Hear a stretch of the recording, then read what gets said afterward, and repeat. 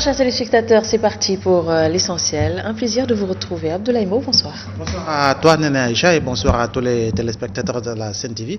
Bonsoir particulièrement aux Sénégalais de la diaspora qui suivent l'essentiel. Et j'en profite pour faire un grand coucou aux 3 habitants du royaume de l'or bien fait. Je veux parler de la famille Kins à travers Orphée Kins, mais également Amina Kins et à Mohamed Kins. Amina Kins, qui me manque énormément, Amina. Alors ce soir, nous sommes avec Momar Diong. Bonsoir Momar, vous allez bien? Bonsoir Néné Aïcha, bonsoir Ablaye, bonsoir aussi à nos téléspectateurs. La fête s'est bien déroulée? Oui, la fête s'est bien déroulée, sauf que je me rends compte que les Sénégalais ont tendance à jouer les prolongations avec l'activité économique qui est au ralenti ou quasiment au point mort. Et il ne me semble pas être une bonne attitude que de se permettre comme ça, des fêtes prolongées. Ce n'est pas des jours fériés, c'est des lendemains de Tabaski, c'est des jours ouvrables auxquels il fallait travailler. Je crois qu'aucun gouvernement, quelle que soit la volonté qu'il a de changer ce pays, n'y parviendra pas si la valeur travail ne sera pas distillée aux Sénégalais et si chacun se dit qu'il a une part à jouer dans le développement de ce pays et qu'il doit la jouer pleinement. Mais malheureusement, on a comme l'impression que les Sénégalais ne sont pas des bourreaux du travail et on s'en rend compte malheureusement à chaque fête. Et ce qui est dommage, Néné, c'est que Momar a tellement raison parce que le président de la République n'a cessé d'appeler les Sénégalais au travail, mais malheureusement, nous sommes au regret de constater que les lendemains de Tabaski et les surlendemains de Tabaski sont toujours des jours fériés. Autre constat, les rues sont vides, il n'y a plus d'embouteillage. Non, pas du tout, pas du tout. Là, présentement, Momar et moi, nous pouvons jouer sur la VDN au football. On peut comprendre pour ce qui est des travailleurs du secteur informel qui profitent souvent des moments comme la Tabaski pour faire des retrouvailles au niveau de leur village d'origine et dont la période qui suit la Tabaski correspond un peu à leur congé annuel. Ça, on peut le comprendre, mais ceux qui sont dans l'administration, qui devraient vraiment montrer le bel exemple, travailler, au moment où le président voudrait une administration beaucoup plus efficiente et beaucoup plus efficace, écoutez, ils ont tort de continuer à se la couler douce quelques jours après la Tabaski. Et cette semaine, malheureusement, risque d'être une semaine morte, avec la fête du 15 août qui s'est intercalée dans la semaine. Et finalement, c'est quasiment une semaine sans activité intense. Ce n'est jamais bon pour un pays qui aspire à l'émergence. Et pour l'administration, ce n'est pas seulement les lendemains de fêtes comme la Korito, la Tabaski, c'est pratiquement une habitude permanente, une habitude quotidienne, parce qu'il est clair et évident, et on a de cesse à le dire, à le dénoncer depuis plusieurs années, ça n'a pas commencé sous le régime du président Macky Sall, que l'administration sénégalaise, en vérité, il y a beaucoup de gens qui n'y sont que pour faire véritablement de l'enfantillage au travail. Un dernier mot peut-être pour clore ce chapitre. Il va falloir que les sanctions interviennent. Parce qu'il y a le ministre du Travail qui a fait une sortie pour brandir des menaces, mais jusque-là, des menaces n'ont pas été appliquées aux fautifs. Et je crois qu'il va falloir qu'on commence par sanctionner. Sanctionner positivement ceux qui ont le mérite de s'être illustrés dans le travail, mais sanctionner aussi négativement ceux qui commettent des fautes que je trouve assez lourde comme celle-là, qui consiste à se donner soi-même des jours de congé sans y avoir droit. Il le faut en tout cas. Alors ce soir, nous parlons de la reconfiguration du secrétariat exécutif national du PDS. Le nouveau secrétariat exécutif mis en place au PDS a suscité d'énormes frustrations au sein du parti. Alors comment interprétez-vous la dernière décision de Maître Wade? Écoutez, moi je pense qu'il n'y a rien de surprenant dans ce chamboulement qui est intervenu au sein du Parti démocratique sénégalais. Il me semble que le contexte qui a été choisi pour faire ces changements en profondeur l'a bien été par le secrétaire général national du parti, en l'occurrence Abdoulaye Wade, pour une raison bien simple. Après la perte du pouvoir en 2012, le Parti démocratique sénégalais a traversé une période assez difficile qui correspondait à la traque des biens mal acquis, tant et si bien que le parti, après la défaite et la perte du pouvoir, n'a pas eu à se concentrer sur son mode organisationnel et sur son fonctionnement. Ils étaient vent debout pour faire barrage à ce qu'ils considéraient comme un acharnement ou une chasse aux sorcières du nouveau régime qui visait leur parti. Et la traque des biens mal acquis est terminée. Karim Wade, qui avait fait l'objet d'un emprisonnement a été élargi par la grâce présidentielle. Et ensuite, la traque a connu un point mort depuis. Il se trouve également qu'après la traque, ils ont continué à penser à l'éventualité d'une candidature de Karim Wade. Il était hors de question à ce moment précis que l'on puisse sortir une mesure comme celle-là qui aurait divisé les rangs du PDS alors qu'ils avaient besoin de faire bloc autour de la candidature de Karim Wade. Maintenant, la présidentielle est aussi derrière nous, tout comme la traque des biens mal acquis, qui avait un peu freiné peut-être les ardeurs du président Wade à aller vers une réorganisation de son parti. On s'achemine maintenant vers les élections locales. Je pense qu'il était tout à fait temps, vu le contexte aujourd'hui dans lequel évolue le parti, et qui s'était installé dans un certain immobilisme depuis un moment, pour les raisons que je viens d'évoquer.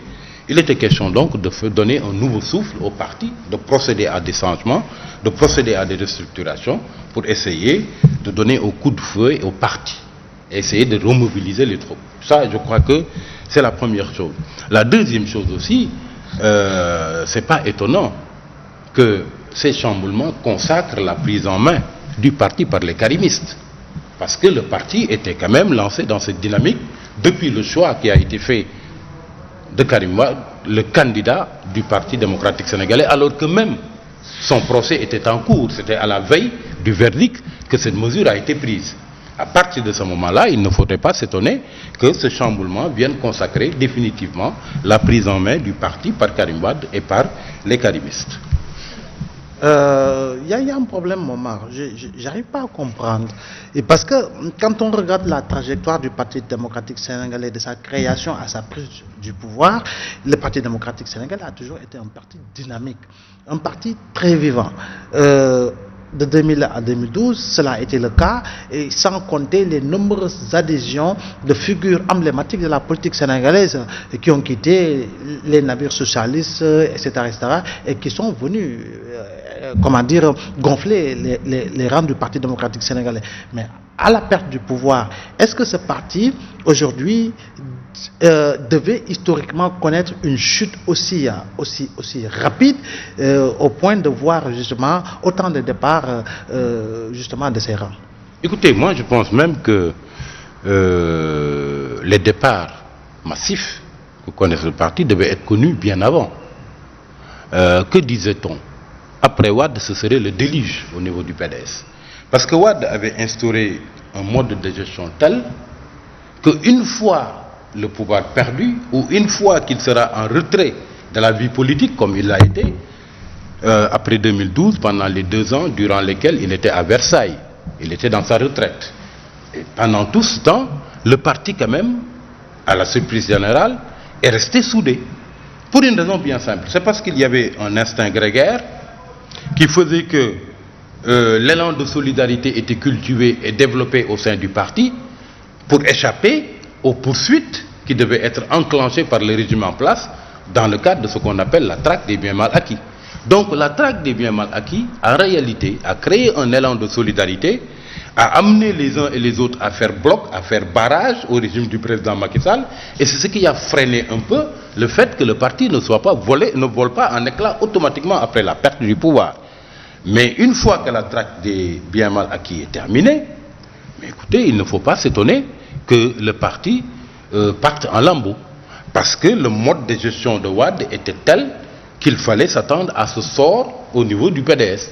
On le disait, tous les observateurs en convenaient, après Wade, ce serait le déluge. C'était la seule constante, tous les autres étaient des variantes comme ils l'ont toujours proclamé. À partir de ce moment-là, avec la perte du pouvoir, avec la perte de la force du décret de nomination qui permettait à Wade de pouvoir faire entendre sa voix à tout le monde, parce que tout simplement ils avaient les pouvoirs de nomination à toutes les fonctions militaires et civiles au moment où ils avaient le pouvoir. À partir de ce moment-là, il ne fallait pas s'étendre à ce que le parti vole en éclats. Je pense même que c'est venu donc très tard, parce que tout simplement, il y a eu la traque des biens mal acquis qui a fait qu'il y a une solidarité qui est née dans les rangs du parti et qui a fait que tous, dans une sorte d'instinct grégaire, ils ont voulu se serrer la main pour faire barrage à la traque des biens mal acquis. Alors, c'est tout à fait normal de reconfigurer pour aller à l'assaut des élections, mais en mettant en avant Karim Wade et ses proches, ça peut constituer quand même, ça peut nous amener à détruire un peu le Parti démocratique sénégalais. Écoutez, c'était dans l'air du temps, depuis un moment. Je crois que depuis le choix de Karim Wade comme candidat du parti, alors que même il était destiné à séjourner en prison, la dynamique était lancée. Et ensuite, voyez un peu le profil de ceux que l'on a vu émerger au niveau du Parti démocratique sénégalais, comme les Toussaint Manga, etc., qui sont des karimistes pur jus, qui les revendiquent. C'est eux qui ont été mis en pole position au niveau du parti. Ensuite, on a vu que tous ceux qui voulaient faire barrage à la montée en puissance de Karim Wade au sein du parti étaient partis. C'est le cas de Modou Diagne Fada, c'est le cas peut-être de Mati Kenya dernièrement, c'est le cas d'autres responsables qui n'entendaient pas de la même oreille le fait que Karim Wade puisse prendre les rênes du parti, les manettes du parti, et que le PDS soit considéré comme un legs politique dont Wade voulait absolument qu'hérite son fils biologique, en l'occurrence Karim Wade. Eux tous étaient partis. Et maintenant, donc, il ne fallait pas s'étendre à ce que ces karimistes-là, qu'on a vu d'ailleurs se mobiliser davantage que les libéraux authentiques à chaque manifestation de l'opposition. Je crois que les mobilisations des karimistes ont été tout le temps impressionnantes.